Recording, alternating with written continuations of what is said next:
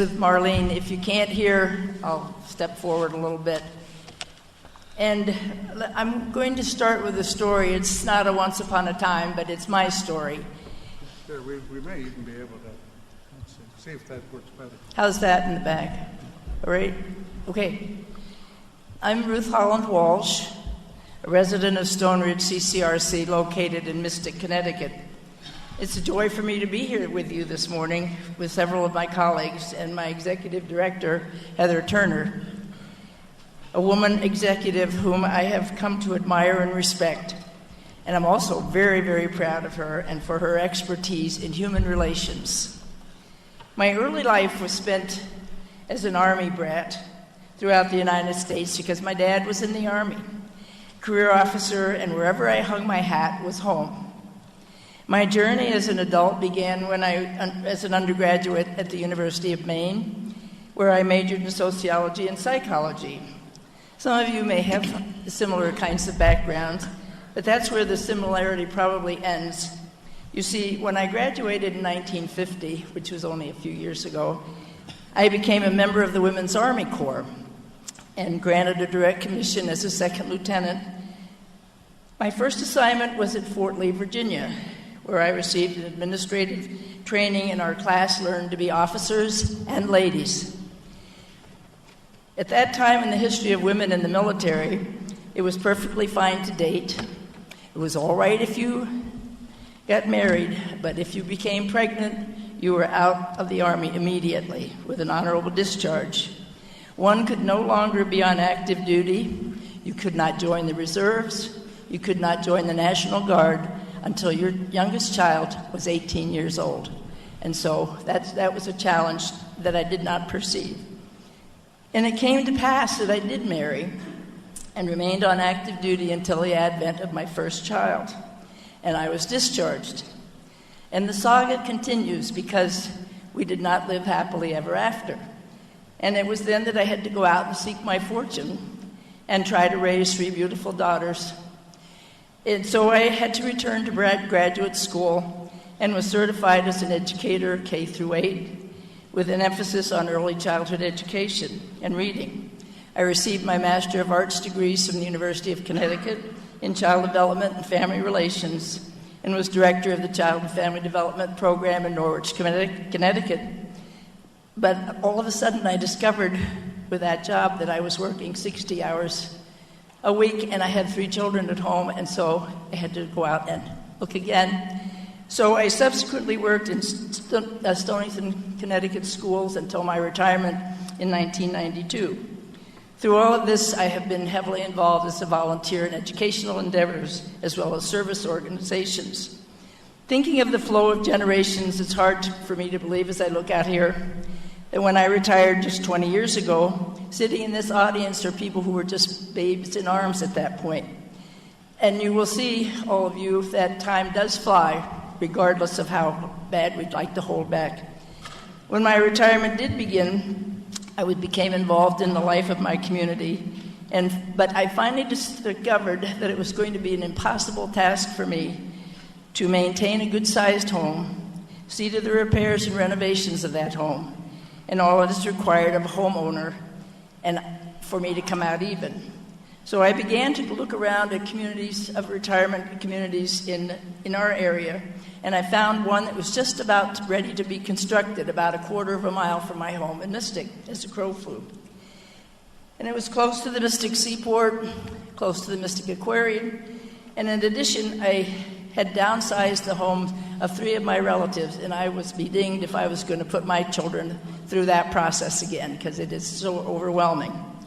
My family assisted me as we agonized, and I agonized over, should I do this? Is this a good thing for me to do? Then with the house sell, and it was just beginning to be that point when it was difficult to sell homes. What was I going to do about that? We conferred with advisors about whether I would be able to make it financially in a CCRC. There were 1,000,001 questions that I had to find the answers to as I tried to contemplate what was I doing. But most of all, I needed to know, was this new community, whose name was Stone Ridge, going to let me keep my 2 animals? my faithful dog Tobias McGregor, the Bruce, and Carly Fanning, my cat. And they said, yes, indeed, they're welcome. So we moved into our brand new apartment that's on the ground floor, faces the beautiful woods that sport deer, wild turkeys, and Mr. and Mrs. Turkey and their brood, plus all manner of flora and fauna. Move-in day was May the 7th, 2005, and after the moving van left my front door, I sat down, I said, what have I done? Is this the right move? Well, yes, it was. And I've never really regretted a moment of it. I've been a resident in this Life Care Services not-for-profit community ever since, and was one of the very early members of the Stone Ridge family. We had to become very involved in the formation of our resident council, including the preparation of the Resident Association bylaws, the Policies and Procedures Manual, and I was secretary of the council for some 4 years. Stone Ridge management was fantastic as we tried to get ourselves organized. And we sought samples of bylaws from other communities. How did they do it? What did they do? What did they look like? And they gave us numbers of samples of these documents, their Policies and Procedures Manual, the hints for committees, and more. So Stone Ridge personnel counseled us, they consulted with us, worked cooperatively with us, and never did we feel that management was figuratively patting us on the head saying, don't worry, we'll take good care of you. We've become empowered, and I think that's one of the exciting things that's happened as CCRC residents. Committee structure is well in place, with groups working cooperatively with management. And that's key, because we have worked very cooperatively with management from finance, and there are some real challenges there, and Heather will attest. Building and grounds, food and beverage, welcoming committee, recreation, and so forth. And we have a wonderful resident garden, and it's gorgeous not only to behold, but we share the bounty of our tomatoes, our cucumbers, strawberries, and sundry herbs with the food and beverage department in our kitchen. And so indeed, Stone Ridge has become a very splendid community, and it boasts a really caring staff. They care, and we know it. Actually, the residents of all CCRCs bring with them a wealth of talent in the arts, in industry, in physical management, in the professions, and avocations aplenty. Residents and management alike tap those resources in many and varied ways. We have figuratively traveled through the Panama Canal on a Navy vessel, participated in great decision groups. We've learned to paint, and I say, I can't do that. Yes, you can. All you got to do is try. Participated in the Senior Olympics, and what great friends we have found. Actually, we live the wellness model, wherein all staff and residents alike work to keep us well, mentally, physically, intellectually, emotionally, spiritually, and so much more. There are many happenings going on at Stone Ridge and in all CCRC communities. And actually, so long as I remember that I forget, we're in good shape. And I really am happy about that. Our executive director, Heather Turner, has run a really magnificent ship, and we're very richly blessed with such a caring, competent, and superior director. If she doesn't know the answer to a question, she'll search it out. She works cooperatively with all staff, with families, with individuals, with groups, and she returns calls and emails promptly. I wish I could say that as well. She has assisted residents and communities and committees in myriad ways, and truly, her word is her bond. Actually, I've been overwhelmed with the assistance that we all have received from Heather, and particularly for me as I took on the job as president of NACRA, because I didn't have a clue about a lot of the magic of computers. And so it was she who, when I was dithering about how in the world was I going to construct an organizational chart of NACRA, she said, don't worry, come in my office and we'll do this together. And we did. She produced a set for me. And not only did she do it once, but as we've changed things and updated things, she has updated those charts and informational sheets for me.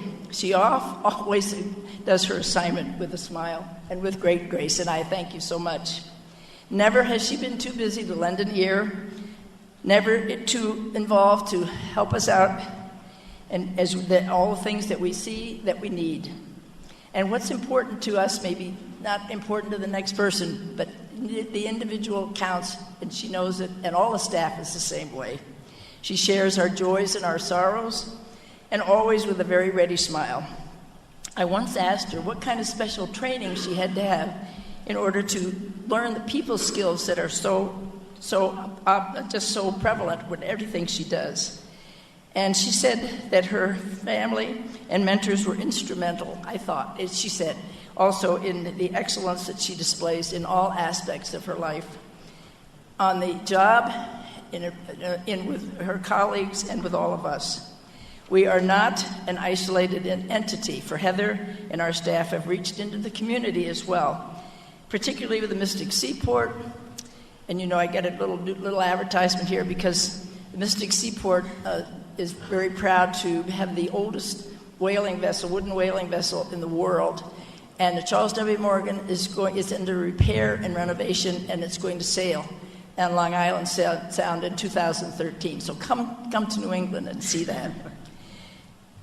We also have a close association with the Stonington Public Schools, and the students with special needs are regularly volunteer in the health center and with the food and beverage people. We regularly feature and support the work of the Mystics Middle School Band. They play for us with great joy, and we love every single minute of it. And resident volunteers help with the after-school enrichment programs, where the children learn how to knit, how to do watercoloring, and so many more things. Another group of students interviews residents in their writing projects that are true works of art. They get the history of some of our residents, and they are overwhelmed when they find out that these people actually did without Facebook, actually did without Google, emails and Twitters and all of the things that I still have to learn about. That they're very kind and gentle students who are just wonderful, and they have real great rapport with our residents, and they love it. Heather has produced two beautiful youngsters at Stone Ridge, and even with all of her family and professional obligations, she continues to look beautiful and unscathed, and there she is. I don't know how she does it, but truly she's a miracle lady who cares deeply about our community, and we do know it. She is knowledgeable about every facet of the organization of the physical plant, the budget, fiscal matters, and if she doesn't know, she'll find out. You know, CONCRA and NACRA have been aspired to work with providers to advance the industry's commitment to residents and to the aging population in general. By the same token, Heather's commitment to our community and to the industry in general knows no bounds. She and the staff work very hard to ensure that our programming serves to stimulate all of our residents. Certainly, there are frustrations aplenty, particularly when the announcement comes of the increase in the monthly service fee. And it's coming soon, so we know that. But there are always questions about financial fairness, accountability, transparencies, decision-making criteria, and so forth. We seek to work through these deadlocks, and happily we have very great rapport, so it works out. Sometimes not to our satisfaction, but it happens. Stone Ridge, now in its 8th year, joined the Connecticut Continuing Care Residents Association soon after we were established, and we had after we had our Residents Council well in place. I was honored to be president of that group for 2 years until my election as president-elect of NACRA, and have held that position since April of 2011. It's been very interesting and delightful to visit many of the CCRCs that we have, and have a close association with members throughout the United States, both in the for-profit and the not-for-profit sector. I've been in communication with all as we seek to promote, to support, and protect the chosen lifestyle of CCRC residents throughout the United States, and there are about 2,000 CCRCs. We found that though we are all aging, and you all are aging, from the minute we drew that first breath, we are aging, but we are not aged. And we are empowered to work cooperatively with management and with one another to be the very best that we can be, and we sure do try that. There are issues to be sure, particularly in the area of financial rising costs during this economic recession, but we know the importance of living within our means. And of course, with the gasoline costs as they are now, you make those trips when you must do it.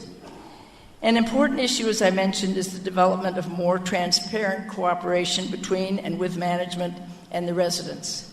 And shortly, we know that there are going to be very interesting developments as the new members coming up, or the baby boomers are going to be coming in, retire and contemplate moving to CCRCs. So we acknowledge that all residents are going to have to be active participants in the management issues and the life of the communities. It's given that the ideal would be an open-door system of collegiality and cooperation, twixt management and residents, and we're going to aim for that ideal. We can be as busy and occupied as we want to be. It's up to us as individuals. That's why that wellness model is so great, because we do become involved. And so it is with so many things happening in all CCRCs, in the CCRC industry throughout the United States, that we shall be living happeningly ever after. And I thank you so much.